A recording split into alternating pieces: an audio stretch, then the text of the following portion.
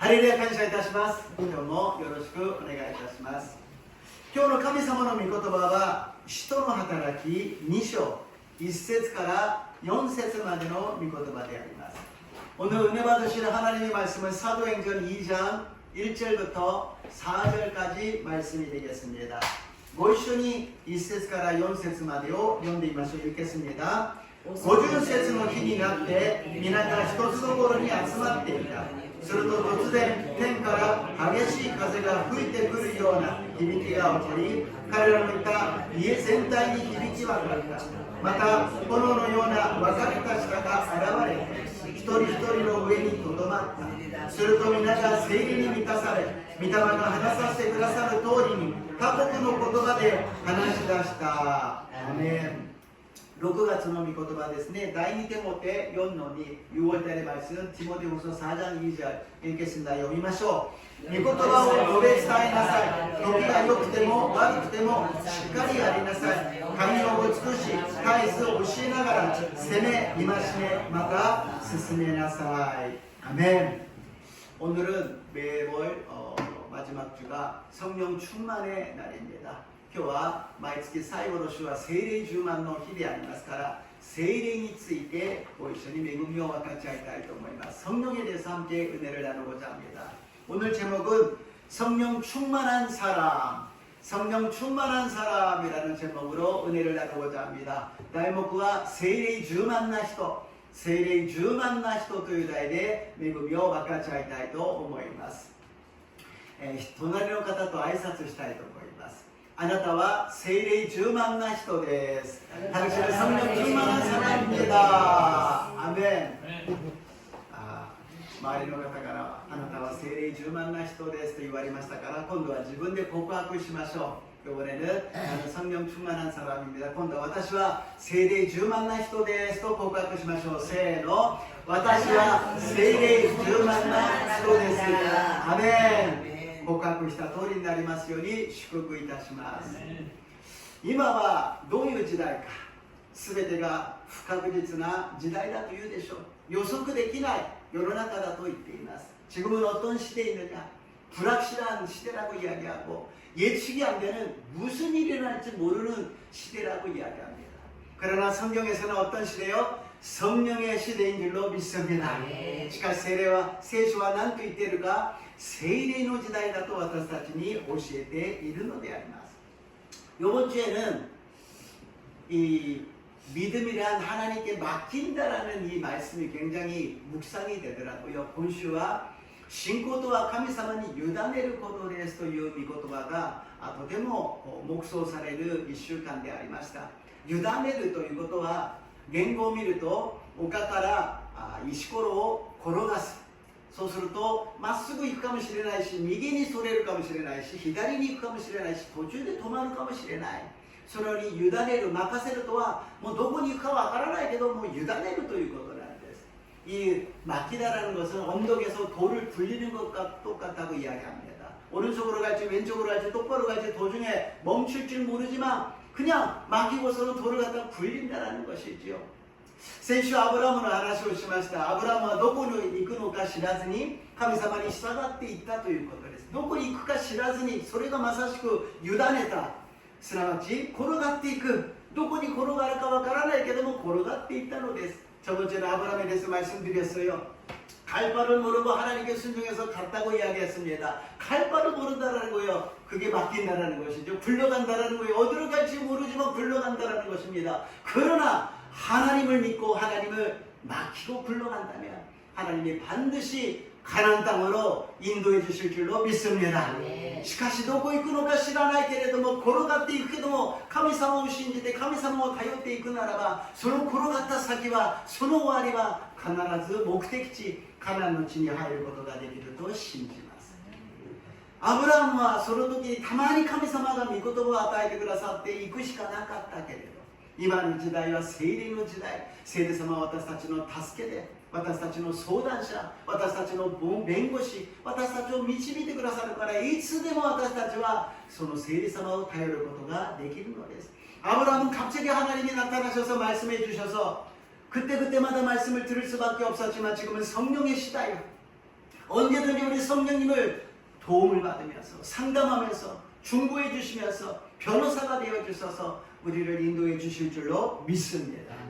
지금이야말로 성령의 시대, 성령 충만함으로 살아가시기를 주님 이름으로 축복합니다.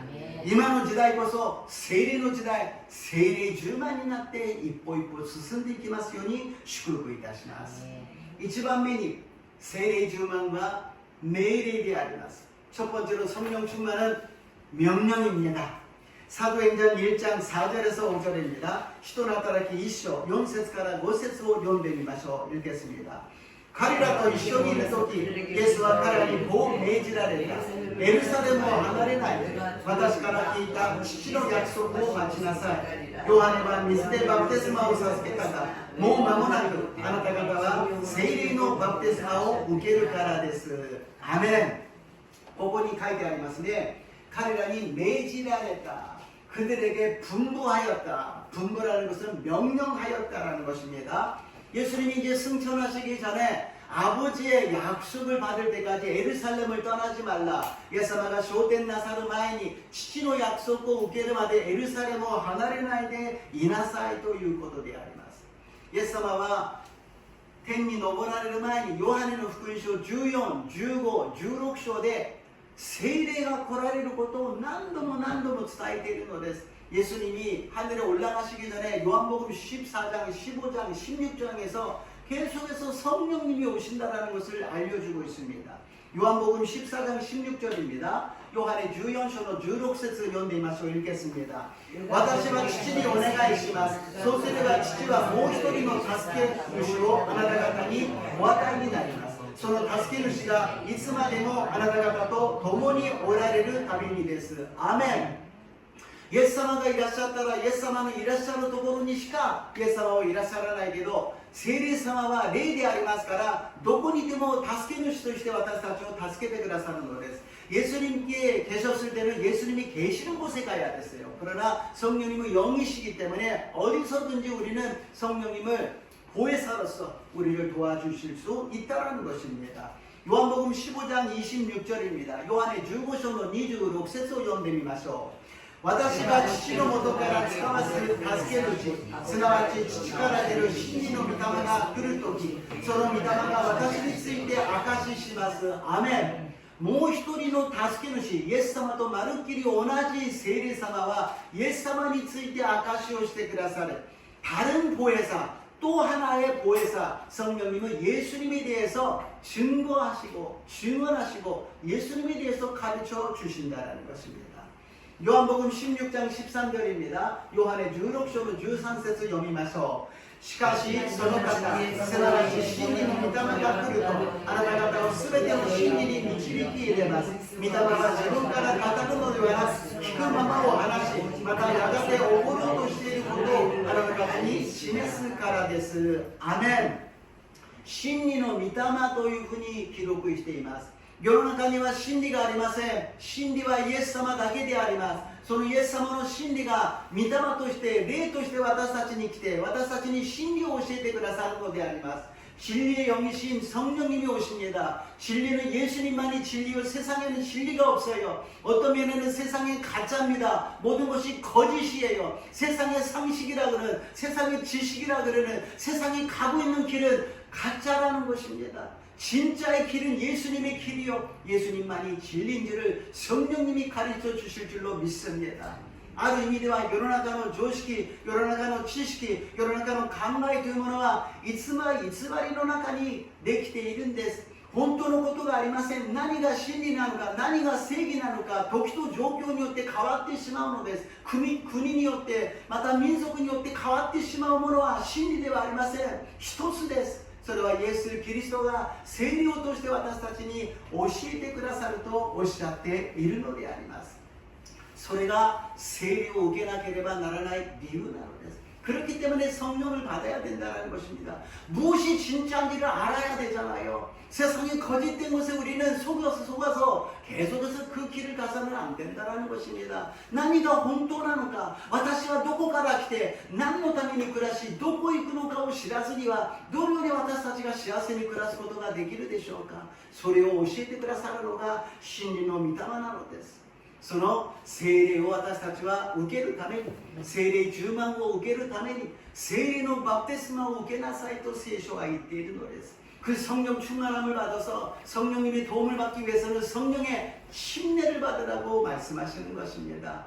물세례라는 것은 물 속에 완전히 잠기는 거잖아요. 성령의 세례라는 것은 성령에 완전히 잠겨질 정도가 아니라 충만하여서 넘치게 흘러가는 건 말하고 있는 것입니다. 水のバプテスマ、洗礼という言葉をよく私たちはクリスチャンじゃない人たちも言いますね。何々の洗礼を受けましたと言ってですね、それは水の中に入るのです。そして水に完全に浸されることが洗礼なんですけども、聖霊の洗礼というものは、バプテスマというものは聖霊に充満になる。聖霊様が私の中に充満になって、聖霊によって考え、聖霊によって言葉を語り、聖霊によって行動することが聖霊充満なのであります。 성령에 따라서 우리가 생각을 하고, 성령을 따라서 말을 하고, 성령을 따라서 행동하는 것이 성령 충만함이라는 것입니다. 이것이 그냥 우리가 해도 되고 안 해도 되는 것이 아니라 하나님의 명령인 줄로 믿습니다. この聖霊に満たされることは私たちがやってもいいし、やらなくてもいいことではなく、神様の命令なのであります。その聖霊10万を受けるためには2番目、 이노리니 샌레시나케레바 나리마셈. 성령 충만함을 받기 위해서는 어떻게 하면 됩니까? 기도에 힘써야 된다라는 것입니다. 사도행전 1장 14절입니다. 시도나타라키 1章の14節です。読みましょう。この人たちは婦人たちやイエスの母マリアおよびイエスの兄弟たちと共に皆心を合わせ祈りに専念していた。アメン。どうやったら聖霊充満になるんですか？答えはただ一つ。 祈りに専念するということです。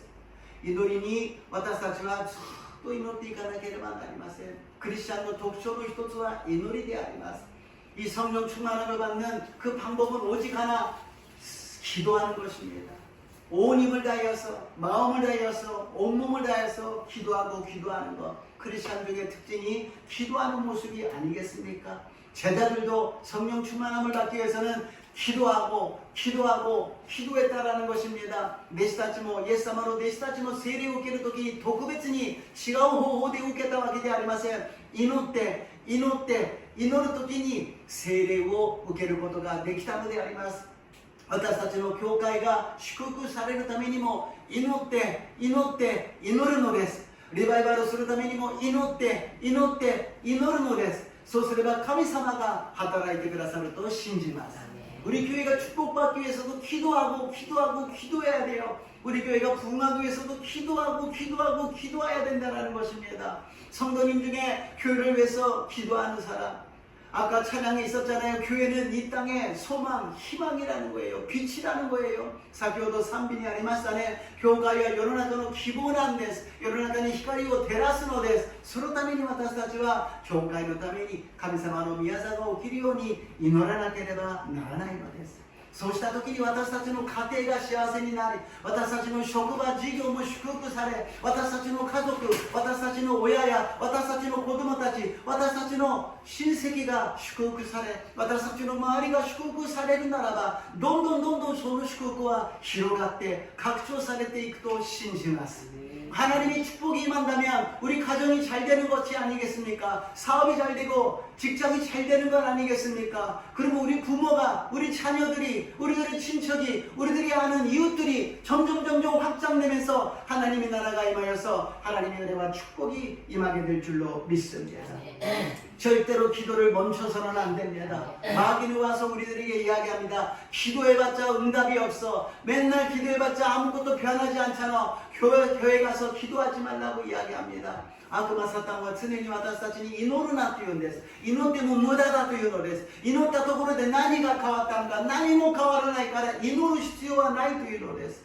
だからそうなってくると大きな声で祈ってたのにその声が静かになってしまいます。叫んで祈っていたのが普通に祈ってしまいます。 부르짖어 기도했던 사람들이 그 부르짖음이 없어집니다. 소리를 내면서 기도하는 사람이 묵상해서 기도합니다. 그러면 어떻게 됩니까? 마귀가 틈타고 우리들을 시험들게 만든다라는 것입니다. そうなると悪魔が隙を狙ってきて私たちは試みにあってしまうのです。 그러나 우리가 큰 소리로 부르짖어 기도할 때 마귀는 떠나가고 흑암은 떠나가고 성령의 불이 임할 줄로 믿습니다. しかし大きな声で祈るときに悪霊は出ていき、聖霊が望み、聖霊の炎が私たちを包んでくださると信じます。祈りに専念する私と皆さんになりますよう祝福いたします。 기도에 전념하시고 기도를 열심히 하시는 저와 여러분 되시기를 주님의 이름으로 축복합니다. 세 번째로 성령 충만함은 바람같이 불같이라고 성경은 말씀하십니다. 세례 주만과 교로 본분이 아리온 가세노요니 히노요니 조先生が 教えてくださった祈り風のように火のように生ける水のようにここには生ける水はありませんが聖霊が望むと私たちの腹の底から生ける水のような平安が湧き出るという御言葉があるじゃないですか。조용히 목사님 우리에게 가르쳐주신 기도 바람같이 불같이 생수같이 사도행전 2장에는 없지만 성령이 충만하면 뱃속으로부터 생수의 강이 흘러넘치게 된다고 말씀하시는 것입니다. それを使徒の働き2章の2節です。 사도행전 2장 2절 말씀을 읽겠습니다. すると突然天から激しい風が吹いてくるような響きが起こり彼らのいた家全体に響き渡った。アメン。一番最初に聖霊充満になった場面が使徒の働き2章2節です。 제일 처음에 성령 충만함을 받은 그 장소가 사도행전 2장 2절 말씀입니다. 여기에 보면은 모두가 다 모여가지고 불안하고 염려가 있고 문제가 있고 질병이 있고 앞날이 캄캄한 사람들이 모여가지고 열심히 기도를 했더니 부르짖어 기도했더니 성령이 임하였다는 것입니다. 120人ぐらいの人たちが不安でした。これからどうやって生きていけばいいのか、問題があり、悩みがあり、病があり、お酒が真っ暗な人たちが一生懸命祈った時に聖霊が望んだのであります。火のような聖霊様が、風のような聖霊様が望み、みんなが他国の言葉で威厳を語り出したということであります。 불과 같은 성령이, 바람 같은 성령이 임하여서 모두가 다 충만함을 받고 다른 나라의 방언으로, 다른 나라의 언어로서 기도하기 시작하였다라는 것입니다. 그래서 첫 번째로 성령님이 바람같이 강한 바람으로 임하였다고 기록되어 있습니다. 이치반면に見るのは聖霊様が激しい風のように望んだということであります。 강한 능력으로 임했다라는 것입니다. 성령님이 왜 바람이 강한 능력입니까? 그냥 세상의 태풍 부는 바람 정도가 아니에요. 하나님의 영이신 성령님이 바람을 부른다는 것은 하나님의 생기가 불어온다는 것입니다. ただ聖霊の風が吹いた、台風が吹いた、そのような風ではありません。神様の激しい力ある聖霊の風とは、聖霊は神様の霊であります。神様の霊が風を吹くということは、息吹が流れてきたということであります。 すべての生き物に命を与えた神様の命の力が聖霊の風として吹いてきたのであります。 모든 만물에 생명을 주신 하나님의 생기가 이 땅에 불어오게 되었다라는 것입니다. 이 땅은 사망이 지배하고 있잖아요. 어떤 사람도 그 사망을 피할 수가 없어요. 그러나 그 사망의 지배에서 성령이 불어와서 성령이 생명의 능력으로 우리들을 새롭게 만들어 주신 줄로 믿습니다. 聖霊は命の風を吹かせてくださったということです。この世の中は死が全てを支配しています。死から逃れる人は誰もいません。しかし聖霊の風が吹いてきて、命の風が吹いてきて、その死の壁を打ち破り、命を与えてくださったのであります。私たちの中にはどうしても死に対する不安があり、恐れがあって否定的な考えを持っているのです。 私たちの考え方の 70%は否定的だという研究結果もあります。 우리들은 사망이 지배하고 있기 때문에 불안하니까 두려우니까 부정적인 생각을 해요. 사람들의 생각 속에는 70%가 다 부정적인 것을 생각한다라는 연구 결과도 있습니다. 그런 마음에 있는 부정적인 것을 무엇으로서 그것을 없앨 수가 있습니까? 성령의 강한 바람이, 급하고 강한 바람이 우리 안에 있는 부정적인 것을 몰아내고 새롭게 하여 주실 줄로 믿습니다. 心の中にある否定的な考えが暗闇のこの考え方をどうやってなくすことができますか？聖霊の激しい風が吹いてきて私たちの心の中にある否定的な考えを心配ない思い煩いを吹き飛ばしてくださると信じます。今台風がダブルが通り過ぎました。私たち浜松のはそれほど大きな被害はありませんが、たくさんの被害を受けているところがあるではありませんか。それは私たちが暮らす中には必要のないものでありますが、しかし海のあれだけ広い海をどうやってあの水をかき回すことができるでしょうか。それは風が吹いて、嵐が吹いて、台風が吹いて、それをかき混ぜることができるのであります。태풍이 불어서 피해를 받은 사람들이 많이 있어요. 우리들의 일상생활 속에서는 태풍은 필요 없어요. 그러나 넓은 그 바다에 물을 갖다 휘질 수 있는 사람이 어떻게 있어요? 그것을 어떻게 바꿀 수가 있습니까? 태풍이 불고 광풍이 불어서 휘저어서 새롭게 바꿔주시는 것처럼 우리들의 마음을 새롭게 바꿔주시는 성령의 바람이 오늘 불어온 줄로 믿습니다. 私たちの心を新しい空気を新しい命を与えてくださる聖霊の激しい風が私たちに吹いてきたと信じます。これが聖霊の風であります。そして聖霊の火が、聖霊が火のように臨んだと言います。두 번째로는 성령이 불같이 임하였다고 이야기합니다.使徒の働き2章の3節です。サド행전 2장 3절 말씀을 읽겠습니다. また炎のような分かれた舌が現れて一人一人の上にとどまった。アメン。炎のような火であります。火というものは明るく照らすものなのであります。世の中は暗いじゃないですか。明るいニュースがないじゃないですか。暗いことばっかりなんで、そこに光を照らすのは聖霊の火のような、炎のような働きだと信じます。불이라는 것은 밝히는 거잖아요. 환하게 밝히는 거잖아요. 세상에 환한 일이 어디 있습니까? 어두운 일밖에 없잖아요. 어두운 뉴스밖에 없잖아요. 그 어둠 속에서 성령의 불이 켜져서 빛을 발하여서 밝게 하여 주실 줄로 믿습니다. 그것뿐이 아니라 불은 더러운 것은 불태워버리잖아요. 우리들이 더러운 것은 다 불태워버리는 것입니다. また火というものは燃やす力があるのです。汚れたもの、汚れたものを火で燃やすじゃないですか。その聖霊の火が私たちの中にある不平不満を全て焼き払ってくださり、新しくしてくださるのです。그 성령의 불이 우리 속에 있는 불만 불평을 다 불태워 주셔서 새롭게 하여 주시는 것입니다. 성령의 바람이 불어오고 성령의 불이 임하여서 모든 것이 새로워질 수 있다라는 것입니다. 세례의風が吹いてきて聖霊の火が臨んで全てのものが新しくなることができるのです。聖書は世の中、世界、周りではありません。中心が私たち一人一人なんです。世の中がいくら変わっても私が変わらなければ意味がないじゃないですか。私の心が喜びがなければ意味がないじゃないですか。私の心に喜びを、平安を与えてくださるのは聖霊様が風のように火のように望んでくださると信じます。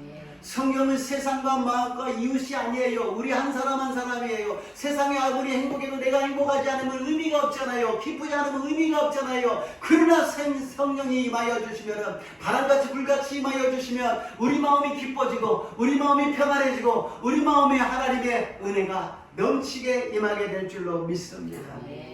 성령의 불은 그걸로 끝나지 않아요. 聖霊の火はそれで終わりません。聖霊の火は愛の火になって燃え上がっていくのであります。 성령의 불은 뜨거운 사랑, 하나님의 사랑으로 불길이 되어서 활활 타오르게 된다는 것입니다. 우리가 성령 충만해져서 마지막에 나오는 것은 무엇입니까? 하나님의 사랑이 임할 줄로 믿습니다. 私たちが聖霊充満になった時に最後に現れるものは何か、神様の愛が現れると信じます。 利己的な自分のための愛ではありません。神様の犠牲的なアガペの愛が私たちに望むようになると信じます。 자기만을 원하는 사랑이 아니라 아가페, 헌신적으로 희생적으로 주시는 하나님의 사랑이 성령을 통해서 우리에게 임하게 될 줄로 믿습니다. 그 성령 충만함으로 하나님을 사랑하고 이웃을 사랑하는 저와 여러분 되시기를 주님의 이름으로 축복합니다. 서로神様の愛を受けて私たちは神を愛し隣人を愛する私と皆さんになりますよう祝福いたします。 마지막으로 결론입니다. 사도행전 2장 4절입니다. 사이버리 개수론です。使徒の働き2章の4節を読んでみましょう。すると皆が聖霊に満たされ、御霊が話させてくださる通りに各国の言葉で話し出した。アメン。 바람같이 불같이 성령님이 임하였을 때 마지막에 방언이 터졌다라는 것입니다. 가사레는 히노요니 세례가臨んだ時に最後に威厳が語り始めたということであります。私たちは聖霊様がおられるから神様を父として信じイエス様を救い主として受け入れることができます。 우리는 성령님이 임하셨기 때문에 하나님을 아버지라고 부르고 예수님을 구세주라고 시인할 수 있습니다. 그러나 그것이 임한 것뿐만이 아니라 충만할 때 우리가 성령으로 충만할 때 증상이 나타난다는 것입니다. ただ望んでいる聖霊様ではなく聖霊様が10万に望んだ時に10万に望んだ時に一つの印が起きるということなんです。今はポットとかいいものがありますが昔の夜間にはこう沸騰するとピーというような音がするじゃないですか。 옛날에 주전자는 막 이렇게 끓으면은 삐 하고 소리가 나잖아요. 성령이 충만하면 삐 하고 소리가 난다라는 거예요. 그것이 방언이 터진다라는 거 하나님이 알려주신 줄로 믿습니다. 세례가満たされていっぱいだよ10万になったよというふうにピーと音するのが威厳が出てくると聖書は書いているのであります。もちろん威厳だけではありません。いろんな賜物がありますが順番があるのです。この威厳には次のページでありますが 방언에는 표적 방언이 있고 은사에 방언이 있다라는 거예요.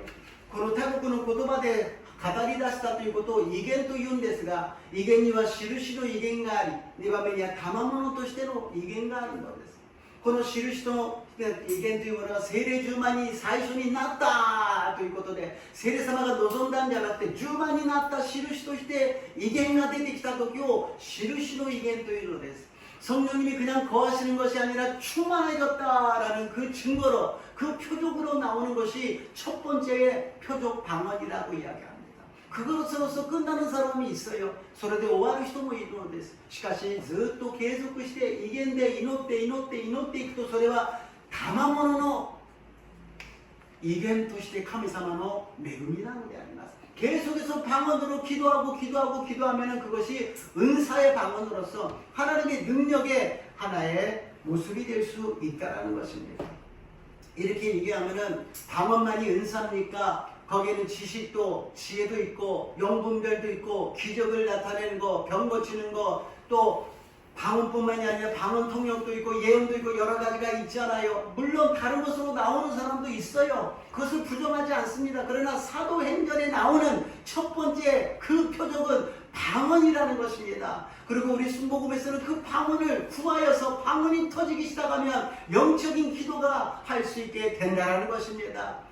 僕先生、賜物にはいろんな賜物があるじゃないですか。知識もあれば、知恵の御言葉も、霊を見分けることも、奇跡を起こす、また信仰や病を癒す、威厳だけではなく、威厳を解き明かしたり、予言をすることもあるじゃないですか。そうです。いろんな形で現れます。いろんな形で始まるけども、でも、この使徒の働き2章で始まったのは威厳だということであります。そして19位ではこの威厳を最初に聖霊10万の印としてピーッと私たちは威厳を語り、そしてさまざまな神様の御業を起こしていこうというのが私たちの信仰の姿勢なのであります。 B하고 나오는 이 방언을 통하여서 방언으로 끝나는 것이 아니라 성령 충만의 시작이라는 것입니다. 하나님의 역사의 시작이라는 것입니다. 다른 예언을 받아도 돼요. 기적을 일으키는 은사를 받으셔도 돼요. 그러나 그것이 아무것도 안 된다면 방언을 구하여서 방언부터 시작하여서 하나님의 놀라운 역사가 일어나시기를 주님의 이름으로 축복합니다. 他の予言とか信仰の奇跡の賜物をいただいてもいいんです。でもそれがいただけない、わからない時にはこの威厳から始まろうではないかということであります。威厳でピーという聖霊10万になったという印を私たちが体験していこうということが私たちの信仰の姿勢なのであります。 だから水のバプテスマを受けた後、聖霊のバプテスマを受け、聖霊10万を受けて威厳を語りますように主の皆によって祝福いたします。 그 침례를 받고 성령 침례를 받아서 충만한 그 상태에서 방언이 터지시기를 주님의 이름으로 축복합니다. そして威厳というものは秘密を語るんです。誰と神様と。 威厳というものは自分で何を言ってるか分かりません。隣の人も分かりません。悪霊も分かりません。 방언이라는 건 자기가 뭐라고 기도하는지 몰라요. 이웃 사람도 몰라요. 마귀도 몰라요. 그게 무슨 의미가 있습니까? 그러니까 비밀이라는 거예요.